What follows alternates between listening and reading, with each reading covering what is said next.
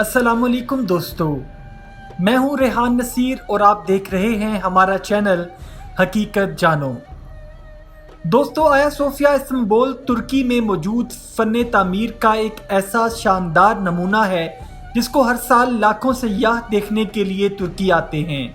فی الحال تو یہ ایک میوزیم کی شکل اختیار کیے ہوئے ہے، لیکن اس کی تاریخ بہت پرانی اور دلچسپ ہے، جس کے ساتھ دو مذاہب اسلام اور عیسائیت کی روحانی اور دینی وابستگی جڑی ہوئی ہے۔ دوستو، یہ وہ عمارت ہے جو بازنطینی سلطنت، جس کو بیزنٹائن امپائر بھی کہا جاتا ہے، کی شان و شوکت اور طاقت کی علامت سمجھی جاتی تھی، اور پھر عثمانی خلافت کے زیر اثر آنے کے بعد اس میں دین حق اسلام کی اذان لوگوں کو سچے دین کی طرف راغب کرتی رہی، اور پھر 1932 میں ایک ترکش سیکولر رہنما کمال اتا ترک نے اس کو مسجد سے ہٹا کر ایک میوزیم کی شکل دے کر اللہ کے گھر کو بند کر کے اس پر ٹکٹ لگا دی، اور آج سے 2 دن پہلے تک یہ عمارت ٹکٹ پر ہی سیاحوں کا دل لبھاتی رہی۔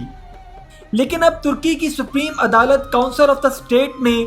آیا صوفیہ کو لے کر ایک ایسا فیصلہ سنا دیا ہے جس کو سن کر تمام مسلمانان عالم کے اندر خوشی کی لہر دوڑ گئی ہے،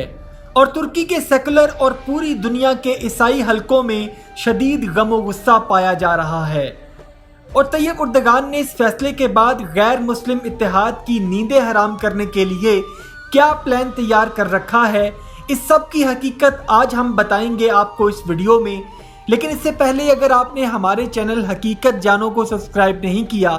تو براہ کرم سبسکرائب ضرور کر لیجئے گا، اور ساتھ ہی ساتھ بیل کے نشان کو بھی دبا دیں تاکہ ایسی ہی حقیقت سے بھری ویڈیوز کا نوٹیفیکیشن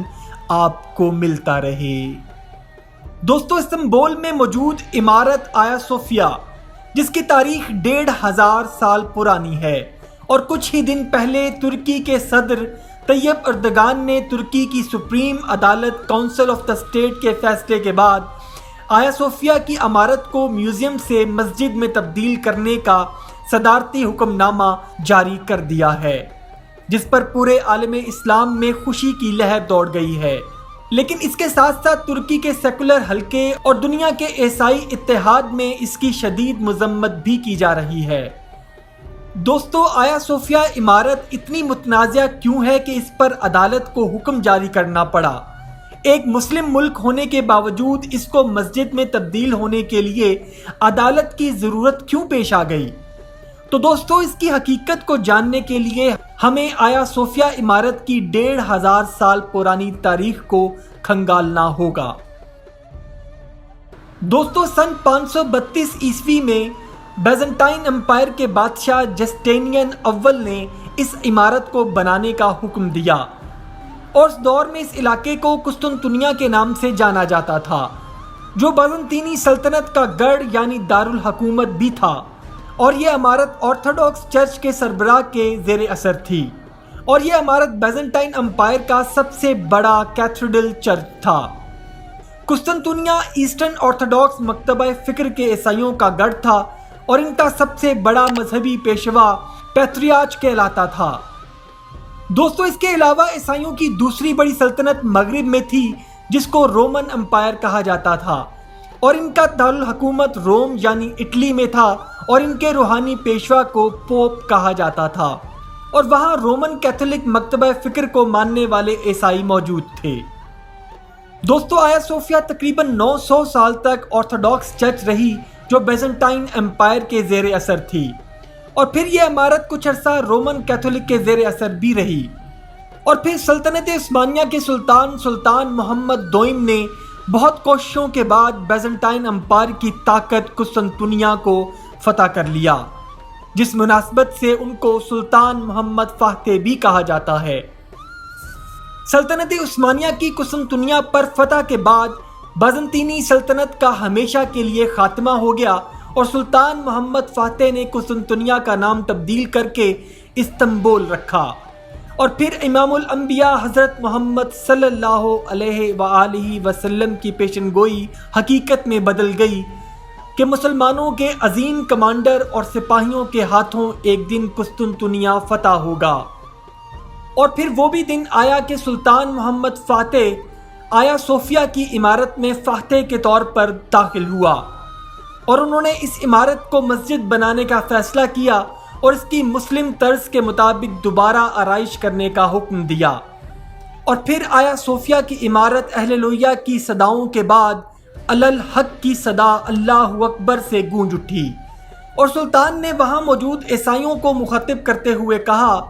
کہ اے قسطنطنیہ کے عیسائیوں، آج سلطان محمد تم سے وہی سلوک کرے گا جو میرے آقا حضرت محمد صلی اللہ علیہ وآلہ وسلم نے فتح مکہ کے موقع پر کافروں کے ساتھ کیا، اور آج تم سب کو امان ہے۔ اور اس خطاب کے دوران ان کی آنکھوں سے آنسو جاری تھے۔ اور اس کے بعد 1453 سے لے کر 1934 تک آیا صوفیہ بطور مسجد آباد رہی، لیکن جب 1922 میں خلافت عثمانیہ کا اختتام ہوا تو عثمانی خلافت کو باقاعدہ پلان کے ساتھ ٹکڑے ٹکڑے کر دیا گیا، اور پھر ترکی کے ایک سیکولر لیڈر کمال اتا ترک نے بہت زیادہ عیسائی دباؤ کے پیش نظر اس متنازعہ عمارت کو مسجد سے تبدیل کر کے ایک میوزیم کی شکل دے دی اور اللہ کے اس گھر کو دیکھنے کے لیے ٹکٹ لگا دی۔ دوستو، ترک کے موجودہ صدر طیب اردگان ایک ایسے مسلم لیڈر ہیں جو ترکی کے بڑھتے ہوئے سیکولر معاشرے کو واپس اسلامی اقدار میں لانے کی پوری کوشش کر رہے ہیں، اور وہ ترکی کی عوام کے دل پر راج کرتے ہیں۔ انہوں نے اپنے الیکشن مینیفیسٹو میں آیا صوفیہ کو واپس مسجد میں تبدیل کروانے کا بھی وعدہ کیا تھا، جس کو طیب اردگان نے کچھ دن پہلے پورا کر دیا، اور پورے ترکی میں مسلم حلقے اس عمل سے بہت خوش ہیں۔ دوستو، ترکی کی سپریم عدالت کونسل آف دا اسٹیٹ پر اس فیصلے کو سنانے کے لیے مغربی عیسائی ممالک کی طرف سے بہت زیادہ پریشر تھا، جس کی وجہ سے عدالت نے اس کے فیصلے کو محفوظ کر لیا اور مناسب وقت پر کچھ دن پہلے اس کا فیصلہ سنا دیا ہے، جس میں یہ حکم دیا گیا ہے کہ آیا صوفیہ کی عمارت کو خلافت عثمانیہ کے دور کی طرح جلد سے جلد مسجد میں تبدیل کیا جائے اور اس پر لگائی گئی سیاحتی ٹکٹ کو فوراً ختم کیا جائے۔ اس عدالتی حکم آنے کے بعد ترکی کے صدر طیب اردگان نے اس پر فوری عمل کرتے ہوئے اپنا صدارتی حکم نامہ بھی جاری کر دیا ہے۔ ترکی کی عدالت کے اس فیصلے سے پہلے گریکس آرتھوڈاکس کے پیشوا کی طرف سے ترکی پر آیا صوفیہ کی عمارت کے اسٹیٹس کو تبدیل نہ کرنے کی درخواست کی گئی، اور پھر کچھ سخت قسم کی دھمکیاں بھی دی گئیں، اور UN کے ادارے یونیسکو نے بھی اس کو عالمی ورثہ قرار دیا ہے، اور اس پر یونیسکو کا بھی سخت رد عمل سامنے آیا ہے۔ لیکن دوستو، ترک صدر طیب اردگان نے ان سب کو منہ توڑ جواب دیتے ہوئے یہ جواب دیا ہے کہ یہ خالصتاً ترکی کا اندرونی معاملہ ہے، جس پر ترکی کسی بھی بیرونی دباؤ اور دھمکی کو قبول نہیں کرے گا، اور وہ ہر صورت اپنے ملک کی معزز عدالت کے حکم کی پاسداری کریں گے۔ امید کرتا ہوں دوستو آج کی ویڈیو آپ کو پسند آئی ہوگی۔ اگر ویڈیو پسند آئی ہے تو ویڈیو کو لائک، شیئر اور کمنٹ سیکشن میں اپنی رائے کا اظہار ضرور کر دیجئے گا، اور جاتے جاتے چینل کو سبسکرائب کر کے ہماری حوصلہ افزائی بھی کر دیجئے۔ ملتے ہیں ایک ایسی ہی نئی ویڈیو میں، تب تک کے لیے اپنا اور اپنے گھر والوں کا بہت سا خیال رکھیے گا۔ وما علینا الا البلاغ المبین۔